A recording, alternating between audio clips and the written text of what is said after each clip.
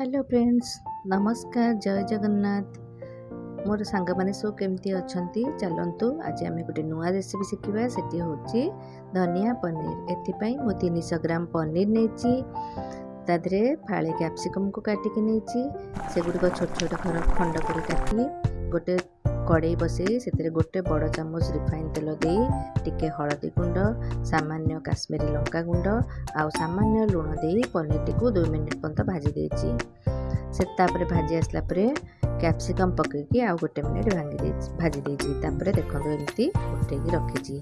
एबे same pan ने मु किछि काजू 4-5-6टी, रसुण 3-4 कोला, गोटे पियाज छोट छोट करी काटिकी, आउ कैप्सिकम फाळे, लंका गोटे, कंचा लंका आउ धनिया गोटा गोटे चामच, जीरा आधा चामच नहीं ताको भाजी देची। भाजिकी से ठंडा करके गोटे ग्राइंडिंग जार पकईची, आउ ग्राइंडिंग जार रे मुठे धनिया देची। धनिया देकी सेटिक ग्राइंडिंग कर रखीची। एबे सेही कड़ई रे गोटे बड़ चामच तेल देई सेतिरे किछि मसला जेमति कि गोलमरिच, दालचीनी, गुजराती, जीरा आ तेजपत्र पकई गोटे पियाज पकईकी ताको भाजी देची। पियाज टी भाजी आसला परे सेतिरे हलदी आ लंका गुंड पकई देची एवं बाटी रखिथिबा मसला टी तातरे दे देची।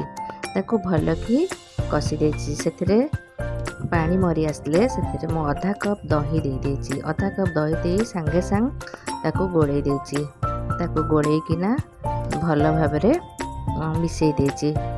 मिसैकी सेतिरे मटन मसला आ किछि लंका गुंड आउ भाजी रखी दिया पनीर देकी कसी देची। कसी देकी सेतिरे गरम पानी अल्प अल्प देची। गरम पानी देकी ताको किछि फुटिबा पई छाडी देची घोड़ेई किना। एबे हमर पनीर टी रेडी हे गला। सेतिरे काढिया पूर्वरु ताधरे सामान्य टिके बटर, किछि गरम मसला देची, कस्तूरी मेथी किछि हाथ रे दळिकी देची। देखंतु हमर केते सुंदर धनिया पनीर रेडी हे गला। एटी खाइबा को बहुत स्वादिष्ट थिला। ताको रुटी और परोटा सहित सर्व करंतु, बहुत भल लागिबो। जदि आपनको मो वीडियोटी भल लागला प्लीज लाइक, शेयर और सब्सक्राइब।